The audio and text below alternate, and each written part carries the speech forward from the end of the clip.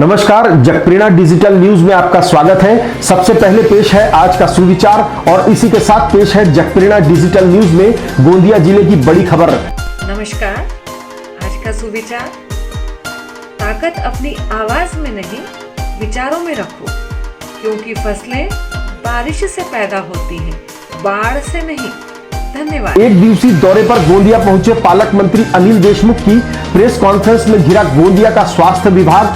Civil surgeon और medical dean रुखमोड़े की लापरवाहियां और भ्रष्टाचार हुए उजागर।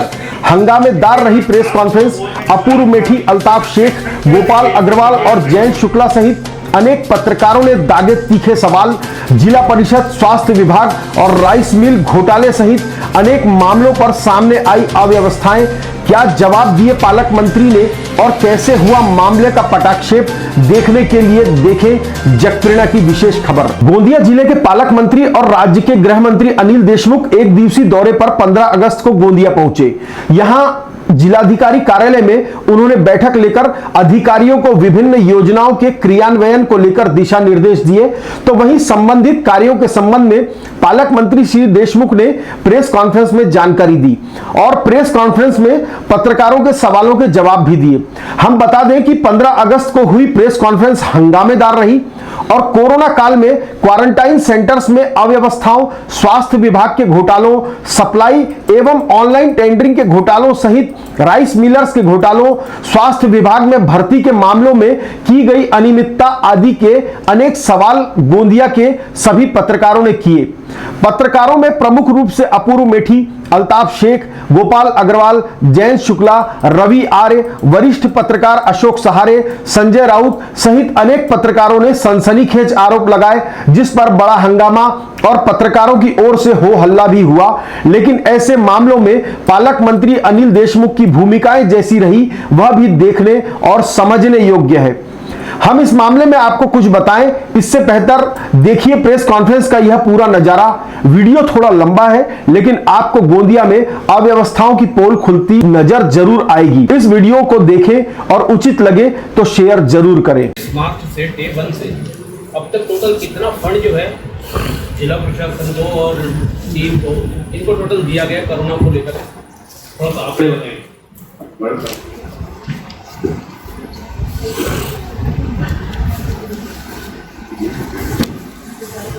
23 मार्च से अभी तक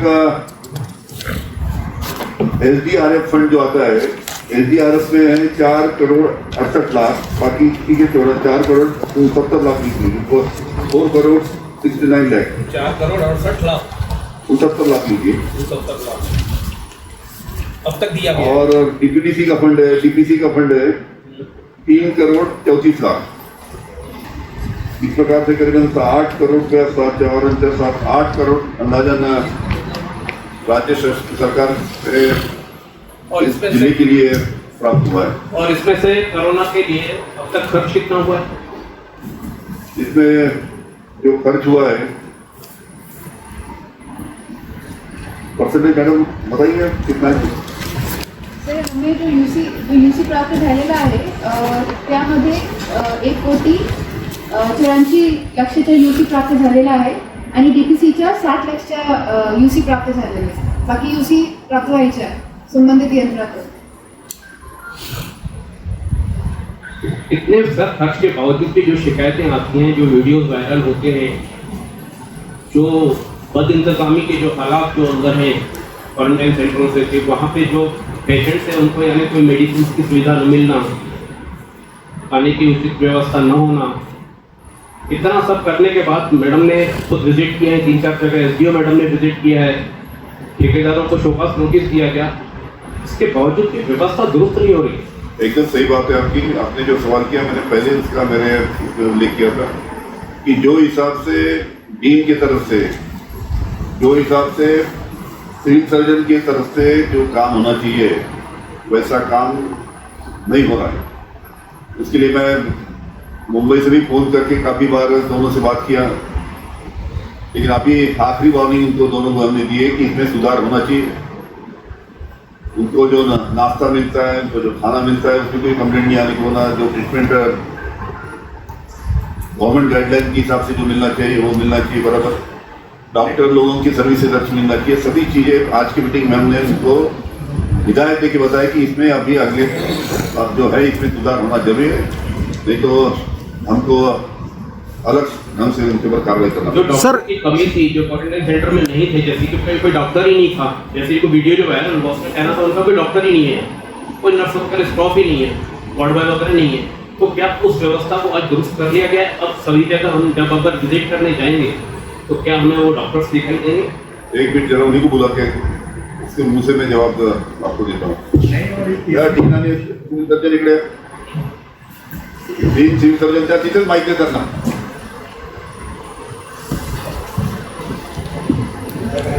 यांना त्या सिविल सर्जनला द्या पहिले।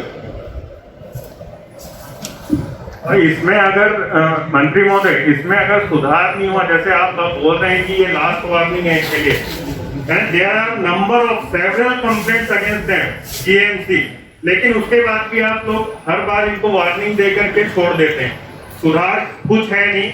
इसके बाद आप जो बोल रहे हैं कि लास्ट वार्निंग, इसके बाद एक्शन क्या लेंगे इनके ऊपर, ये बताइए। एक मिनिट सुनने सर, पत्रकार मित्र सुद्धा मग आपण आपल्या कोरोनाच्या आढावा सभेमध्ये सुद्धा ही चर्चा केली। अभी ये लोग हमारे जो है पत्रकार लोग वो भी वही ढंग की तक्रार कर रहे हैं। पहिल्या दिवसापासून तक्रार आहे सर, पहिल्या दिवशी सांगा उत्तर द्या सर। क्वारंटाईन सेंटरमध्ये आपण CHOना नेमणूक केलेली आहे, ते ANM पण काम करत आहे, स्टाफ नर्सेस काम करत आहे। बाकी जेवणाच्या बाबतीमध्ये तक्रार होती, त्यामुळे जो पहिलेचा कॉन्ट्रॅक्टर होता तो आपण बदललेला आहे आणि आता आपण बचत गटाला दिलेला आहे। अशा प्रकारच्या सुधारणा केलेली आहे। आप यकीन दिलाओ इनको, इनके तरफ से यकीन दिलाओ। हम अगर क्वारंटाइन सेंटर में आते हैं तो हमें क्या डॉक्टर क्या नर्स क्या स्टाफ दिखेगा, मेडिकल स्टाफ दिखेगा? एक भी मेडिसिन नहीं है, मेडिसिन या मेडिकल स्टाफ दिखेगा क्या? गया था यहाँ पे और मेडिसिन का आने दो, खाना पानी तो मक्खी वाला हुआ, पानी जो लाके देता है वो मक्खी के लिए मेडिसिन नहीं है। फिर वो अभी बीच में एक मुर्री का CCC का आया था कि वहाँ कॉमन टॉयलेट है जेंट्स और लेडीज के लिए, कोई व्यवस्था तो ऐसी एकदम बदतर हो रखी है, लेकिन कोई ध्यान नहीं दे रहे।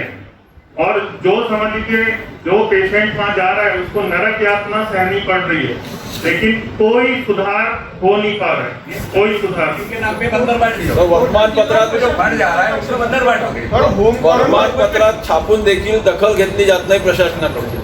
जिल्हा प्रशासनाचं स्पेशल दुर्लक्ष आहे याकडे, एकदम खरी गोष्ट मी स्वतः मान्य करतो। म्हणजे आपण आलात तर पत्रकार परिषद होता है, इथं जिल्हाधिकारी मॅडम पत्रकारांशी संवाद साधत नाही। सर दूसरी सबसे बड़ी बात यह है कि जब भी ऐसे कोई मामले होते हैं जांच के नाम पर, या उनको ठीक है आगे सुधार कर देंगे, जो गलती वो कर चुके होते हैं उस पर भी तो उनके ऊपर कोई जिम्मेदारी तय होकर के कोई कार्रवाई होनी चाहिए सर। अगर इस तरह से कार्रवाई नहीं होगी और सिर्फ उनको समझाइश या चेतावनी दे दी जाएगी जी जी सुधार हुआ नहीं तो इनको सस्पेंड करने के सिवा कोई चारा नहीं रहेगा, हिसाब से हम कार्रवाई करेंगे उनके ऊपर। लेकिन जो वो गलती कर चुके हैं उसके लिए क्या सर कोई जांच कमेटी वगैरह बनाई जा रही है? जो गलती जो भ्रष्टाचार और जो तमाम तरह की शिकायतें हैं उस पर भी जो मतलब गलत लोगों को काम दे दिया गया, या जिन्होंने भी अगर उनसे कोई कमीशन खोरी करके अगर कुछ ऐसा किया गया है और लोगों को TMC के लिए इन्होंने पुरानी जो बिल्डिंग बनी हुई है पहले से उसी में खर्चा कर रहे हैं, नया क्या दिखा रहे हैं सर? सदू सर ग्राफ में नया क्या कर रहे हैं? सर ग्राफ में क्या कर रहे हैं? जब पहले से बिल्डिंग बनी है, सब कुछ बना हुआ है, 25 लाख का टॉयलेट बनाया सर BMC में, 25 लाख का कोविड। मध्ये आपल्याला ते 40 लाख रुपये नाही केले आहे, ते OPDच्या वरती जे DCSC बनवला सध्या SPA साहेबांकडे आहे। माझ्याकडे सध्या DCSचं जे आपण केलं आहे वार्ड नंबर 1, 2, 3, 4 मध्ये, तो कोविड सस्पेक्ट आणि कोविड पॉझिटिव्ह पेशंट करतो। आणि आमच्याकडे सर मेडिसिनला फक्त 2 रेग्युलर प्रोफेसर्स आहेत, 14 पोस्ट रिकामी आहेत। जेवढ्या पोस्ट तुमच्याकडे आहे तुम्हाला माहिती आहे कमतरता आहे, जेवढ्या पोस्ट आहे त्याच्यात सुद्धा तुम्ही चांगलं काम करू शकता। जो भी है अगर उसमें भी अच्छा काम कर आदमी को करना रहा तो कर सकता है। सर एक बात और है, अन्य मरीज जो जा रहे हैं वहाँ उनको वहाँ मेडिसिन भी नहीं मिल रही ना, और ना उनका कोई त्यांच्याकडे दुर्लक्ष करता है। हुई है कोरोना के अलावा अन्य मरीज जो जा रहे हैं। इससे हो क्या रहा है सर, ये डर हो रहा है लोगों में कि मतलब टेस्ट कम हो रही है। सीएस को फोन करो कि कितने बजे पेशेंट की डिटेल्स मिलेगा, सीएस बोलता है डीन बताएंगे, डीएन को बोलो, डीन को पूछो तो डीन बोलते हैं जब तक कलेक्टर मैडम एनओसी नहीं देंगे तब तक हम जानकारी नहीं देंगे। क्या देंगे? जानकारी नहीं दी। ये कोरोना के बारे में जानकारी नाही मॅडम, कोरोना के बारे में एक काम कीजिए. माझ्याकडे तशी काही सूचना नाहीये. ते परस्पर जिथे उत्तर द्यायचं नव्हतं माझं नाव टाकताय, जिथे काहीतरी आहे ते माझं नाव घेतात, ते त्यांचे डीन आणि सीएस त्याच्यामध्ये और आखिरी में आपके ऊपर मर देते नहीं। तो पूछो तो इतने के ऊपर मरते हैं, आखिरी में बोल देते हैं मैडम से बात करो, मैडम बोलेंगे जब नहीं मैडम, आप एक काम कीजिए, ऐसा है पत्रकार भाइयों को भी मालूमात मिलना चाहिए, तो बीच बीच में आप प्रेस नोट भिजवाइए, बीच बीच में महीने भर में प्रेस कॉन्फ्रेंस लीजिए या प्रेस नोट भिजवाइए कि क्या क्या हालात है. प्रेस में डेली जाता है सर, सीएस की तरफ से जाता है, नोडल है सर, सिविल सर्जन देते हैं. सिव्हिल सर्जन कसं आहे, तुम्ही आकडेवारी द्यायची आहे, त्यांना 5 वाजेच्या पहिले त्यांना मिळाले पाहिजे. माध्यमांची करायला तयार नाही. लक्षात आहे का? रोज त्यांना 5 वाजताच्या पहिले आकडेवारी संपूर्ण मिळाली पाहिजे, काय परिस्थिती आहे काय नाही, याच्यानंतर तक्रार यायला नाही पाहिजे तुमची. मंत्री महोदय जी, मेरा एक छोटा सा, मंत्री महोदय जी मैं कल से बोल रहा हूँ, मेरा एक छोटा सा, जब भी कोई यहाँ पर धपला होता है अपना जीएमसी में, बीजीडब्ल्यू में या चाहे वो अपना ये केजीएस में, साहब एक काम करते हैं कि एक कमेटी बना देते, तो कमेटी का पता ही नहीं लगता कि उसने क्या लफड़ा निपटाया है. आज तक के कम से कम इन्हें 50 कमेटियां बना दी है, पर रिजल्ट एक का भी किसी को मालूम नहीं. अंदर इनमें सब मामले लोग सरक लेते.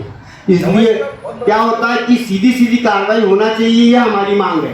ऐसा नहीं कि कमेटी बना करके अपना ये तेल चिपड़ाने का काम ये करते, बाद में अंदर के अंदर निपट लेती है. कई आरोप झाला एक जोड़तो खरीदी के भी आरोप है, जीएमसी सुहानी बांगरे खरीदी के भी आरोप है. जीएनएमची स्टूडेंट होती, मरीजों को मेडिसिन नहीं है. ये हमको आरोप लगाया कि एक बच्ची वहाँ मरी, वहाँ उसके दोस्त लोगों ने, जबकि वहीं पढ़ती थी, उसने 10,000 रुपए जमा करके उनके लिए मेडिसिन लेके आए. उस लेडीज वहाँ भर्ती थी बच्ची, उसको दवाई नहीं दी गई. 10,000 रुपए बच्चों को दवाई लगे थी. वो दवाई कहाँ जा रही है? ये मरीजों की, हम लोगों के लिए पैसा आता है, आम के लिए पैसा आ रहा है. वहाँ आप बीजीडब्ल्यू वहाँ जो मरीज हो रहे उनको ओपीडी में जाओ तो काली बिल्ली लिखते थे साहब, उसमें आधी दवाई मिलती है, आधी मरीज को लेकर बाहर से लाओ. तो कहाँ जा रहा है पैसा? आप उतना फंड दे रहे हो, इनके ये फंड कहाँ जाएंगे? ये सब बोगस बिल के सहारे दवाइयाँ खरीदी. छात्रा थी वो, 15 दिन पहले से छुट्टी मांग रही थी, उसको छुट्टी क्यों नहीं दी? बीमार तड़प तड़प के मर गई. ये अभी भी देख लीजिए आप, एक दूसरे के ऊपर कोई भी बात लगा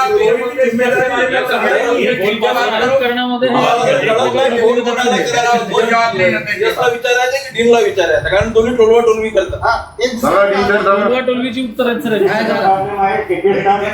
10,000 रुपए की बच्चों ने जमा करके बोलने दो.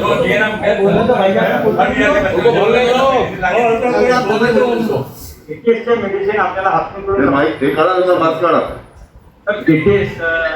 रुग्णालयाला आणि गाय गंगाबाईला आपल्याला हातने सोडून मेडिसिन सप्लाय होते सर. त्याच्यामध्ये शिप्रोडॅक्सिन वगैरे सर्व येतं सर, आणि बाकीचे सर्व अँटीबायोटिक येतात. यांनी ते म्हणतात की एक आणलं तर ते ॲक्च्युली आमच्याकडे अवेलेबल होती सर. त्यांना प्रायव्हेटमध्ये घ्यायचं असेल तर कदाचित वेगळी गोष्ट आहे. अदरवाईज आमच्याकडे पूर्ण मेडिसिन अवेलेबल आहे आणि बाकीच्या पेशंट आपण घेत आहोत सर. सर्वच आहे सर. मुलांनी सर 10,000 रुपये गोळा वो लोगों ने पूरे देखा कि ये पूरे आरोप लगाए.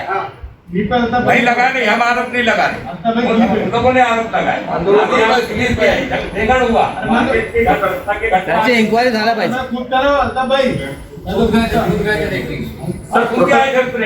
प्रोटोकॉल के हिसाब से उसकी ट्रीटमेंट बराबर हुई सर. हमारे प्रोफेसर ऑफ मेडिसिन के उन्होंने ट्रीटमेंट दिए, उनके असिस्टेंट प्रोफेसर उन्होंने ट्रीटमेंट दिया है.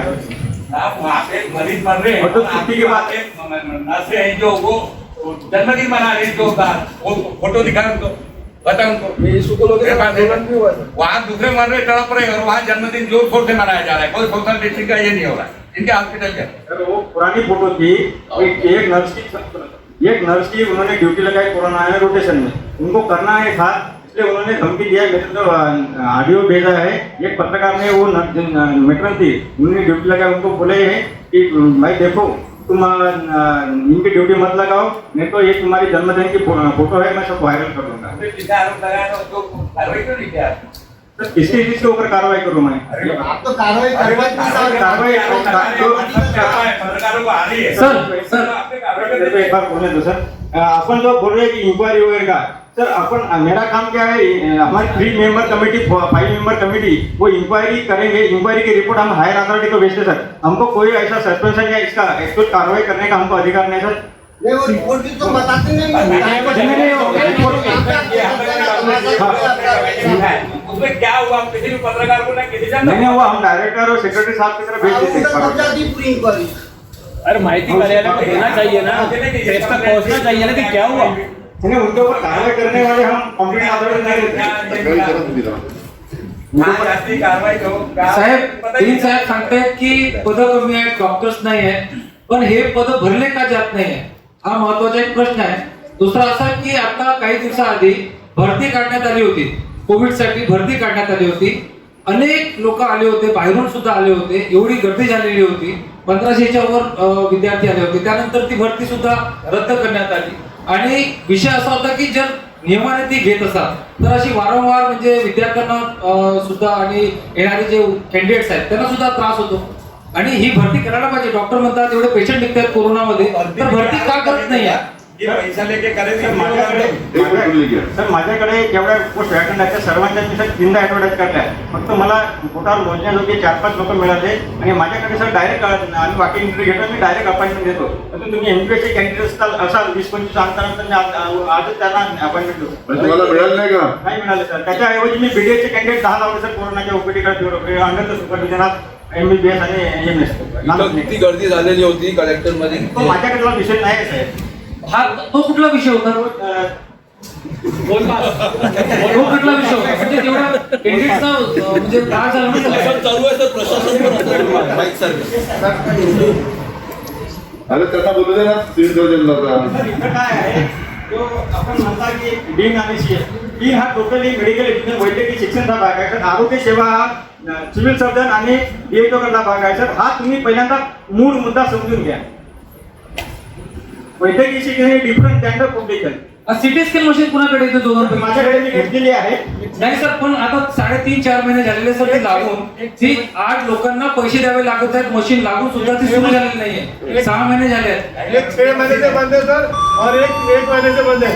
पुरानी वाली 6 महीने से बंद है और नई वाली 3 महीने से बंद है।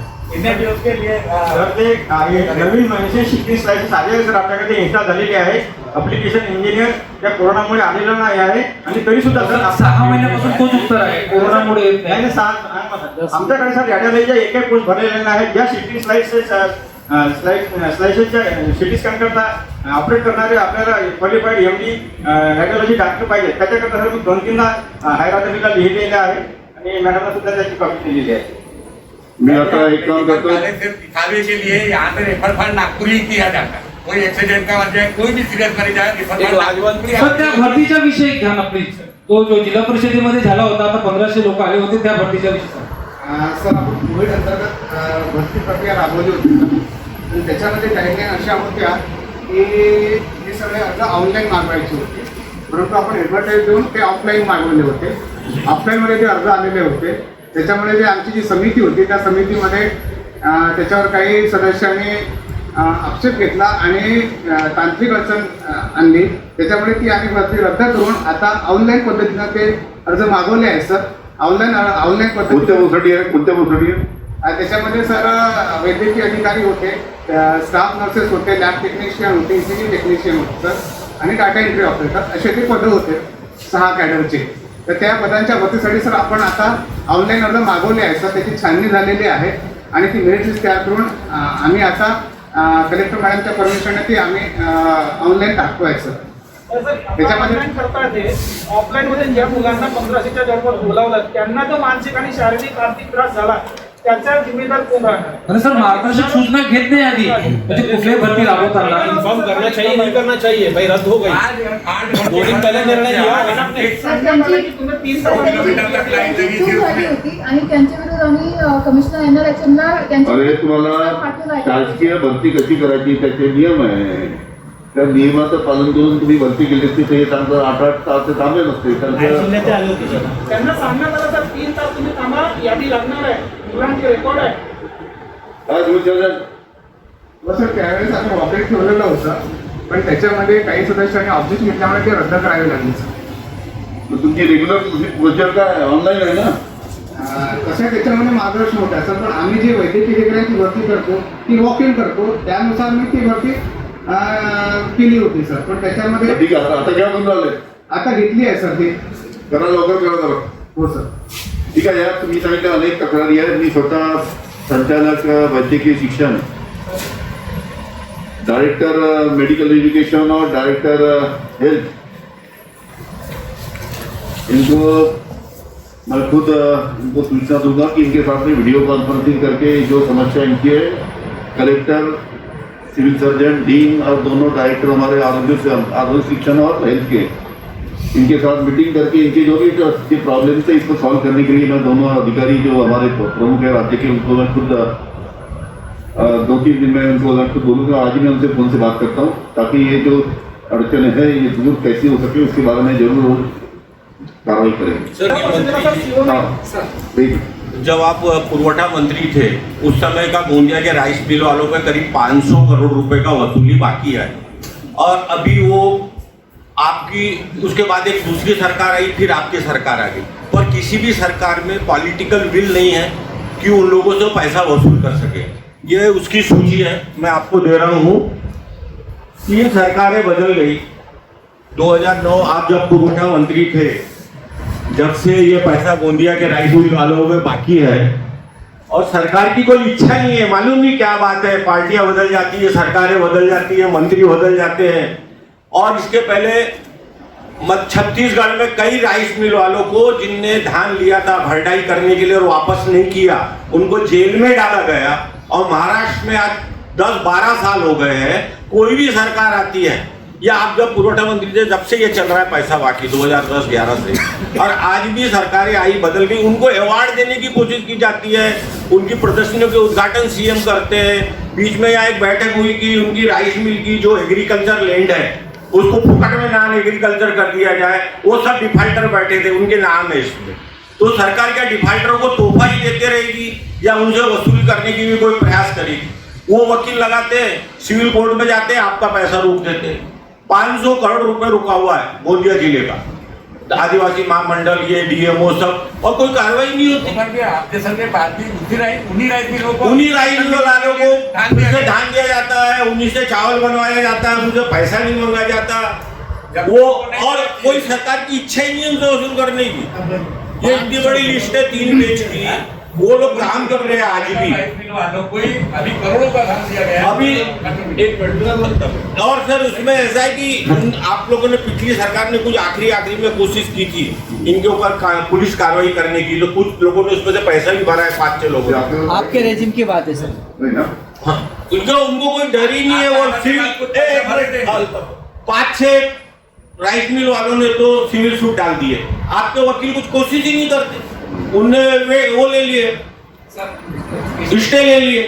तो आखिर सरकार इनके ऊपर इतनी मेहरबान क्यों है? ठीक है. मैं और अभी ये क्या दिया, मैं प्रशासन से जानना चाहता हूँ कि वो राइस मिल वालों को कौन सी सुविधा दे रहे हैं अभी ये एनए के मामले में जमीन. माफ निकालो जरा. विधानसभा अध्यक्ष महोदयांच्या अध्यक्षतेखाली एक मीटिंग झाली होती सर, आणि त्यामध्ये साहेबांनी तो मुद्दा घेतला होता की 1994 ते 2004 या कालावधीमध्ये ज्या राईस मिल इंडस्ट्रीजनी एनएसाठी ऍप्लिकेशन केले होते, पण त्यांच्या ऍप्लिकेशनवर कोणतीही कार्यवाही झाली. तर त्या पद्धतीने सर आम्ही तहसीलदारांना सूचना दिल्या होत्या की जे काही नियमानुसार आहे ती कारवाई त्यांच्या अर्जावर करण्यात यावी. म्हणजे नियमानुसार रुटीन मध्ये होते तीच कारवाई, स्पेशल नाही काही? नाही सर, त्यांचे अर्ज आले असते उसकी दोनों कंप्लेंट और वो समिति करके इंक्वायरी होती है, लेकिन कार्रवाई अभी समिति नहीं हो जाती. मला वाटतं ऍडिशनल सीओ ने इन्क्वायरी किया था ना? हो सर, ऍडिशनल काय झालं? चौकशी अहवाल आलेला आहे सर डीएचओ थ्रू चौकशी अहवाल बाबा. सर इसके पहले डॉक्टर वाजपेयी हैं, एक डॉक्टर ने इसकी शिकायत किए थे. करीब 80 लाख 90 लाख रुपए का जो बजट आया था उसमें भी ऐसे ही भ्रष्टाचार को लेकर के, और वो भी सभी ने छापा भी था उसको, और मैडम ने भी उसमें जांच का आदेश दिया था, लेकिन उसके बाद भी क्या पैसा आ रहा है, लेकिन पैसा कहाँ खर्चा हो रहा है? पूरी तरीके से बदला पाटे साहब मैंने पहले ही आरोप मैंने एडिशनल सीओ ने इंक्वायरी की बताई क्यों क्या बताओ क्या हुआ सर ऍडिशनल सीओ सरांनी जी चौकशीसाठी आदेश दिले होते त्याचा आदेश माझ्याकडे आहे सर. चौकशीच्या जो आदेश त्याच्यामध्ये त्यांनी डिजिटल इन्फ्रारेड थर्मामीटर व सॅनिटायझर याची दोन्ही खरेदीची जेम पोर्टलवरून झाली होती व त्यांनी सगळे जे काही उपलब्ध दस्तावेज आहेत त्याचं म्हणा सर त्यांनी तपासणी केली व त्यांचा अहवाल असा आहे की उपरोक्त ग्रामीण डिजिटल इन्फ्रारेड थर्मामीटर व सॅनिटायझर खरेदी जेम पोर्टलवरून करण्यात आली असून चौकशी उपलब्ध दस्तावेजानुसार करण्यात आली आहे. साहित्याच्या जेमवरील उपलब्ध स्पेसिफिकेशन तपासण्यात आले असून अपात्र स्पर्धकांची यादी तयार करण्यात आली होती. पात्र स्पर्धक एलवेनचे दरानुसार संबंधित पुरवठादारांना खरेदी करण्यात आली आहे व खरेदी सुकृत दर्शन प्रोक्योरमेंट रूल प्रमाणेच करण्यात आलेली आहे. हाँ सर मैं इसका जवाब देना चाहूँगा. 80 कंपनियां आती है जो खुद मैन्युफैक्चरर है जिनके 500 करोड़ के टर्नओवर है. उन 80 कंपनियों में से 4 या 5 टेंडर को खाली लोकल गोंदिया के जो है गोंदिया के लोकल लोगों को उसमें ग्रुप बना करके फाइनल किया जाता है और बाकी सबको डिस्क्वालीफाई किया जाता है. वही कंपनियां अन्य जगह 800 रुपए का थर्मोमीटर दे रही है और यहाँ पे 4000 रुपए का खरीदा जा रहा है, वो भी बड़ी बड़ी संख्या में. जेम पोर्टल के नाम पे आईडी को मैनेज किया जा रहा है, सीधा आरोप है. जेम पोर्टल में पूरी ईमानदारी नहीं चल रही है, उसमें बायर आईडी को पूरा मैनेज किया जा रहा है. ये सब लिपापोती कर रहे हैं. क्या समझा रहे हैं आपको? टेक्निकल, इनको टेक्निकल समझता नहीं ऐसा बताते हैं. क्या बताओ सर हा माझ्या मते आमदार विनोद अग्रवाल यांच्याकडनं प्राप्त झालेला माननीय आमदार यांच्याकडे प्राप्त झालेला 8 लाखाचा फंड होता. हा SDRFचा किंवा अन्य फंड नाही आहे आणि त्याच्यामध्ये पत्रकार महोदयांची तक्रार होती की याच्यामध्ये जेम पोर्टल मॅनेज केलं गेलं. तर आपण एक अकाउंटंट घेतला आणि आपले ॲडिशनल सीओ घेतले आणि त्यांच्याकडे चौकशी अहवाल मागवला. तर आपल्या स्तरावर जे बेस्ट आपल्याला चौकशी करता येणं शक्य होती ती आपण केलेली आहे. याच्या आधीची पण फाईल ही जिल्हा परिषद सीओ तेव्हा मी नव्हतो, याच्या आधीचे जिल्हा परिषद सीओ होते त्यांच्या मान्यतेनं झालेली आहे. तर आतापर्यंत तरी सर असं काही उघडकीस आपल्या आलेलं नाहीये. चौकशीमध्ये पण उघडकीस आलेलं नाही.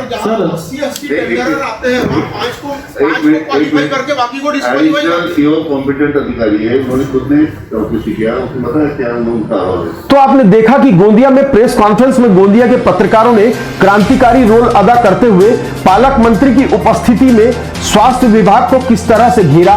जगप्रेरणा की इस बड़ी खबर में इतना ही. जगप्रेरणा के साथ गोंदिया जिले की ताजा खबरों में बने रहने के लिए और वो खबरें अपलोड करते ही सबसे पहले आपको आपके मोबाइल पर मिले, इसके लिए जगप्रेरणा को सब्सक्राइब करना और बेल आइकॉन को दबाना ना भूलें.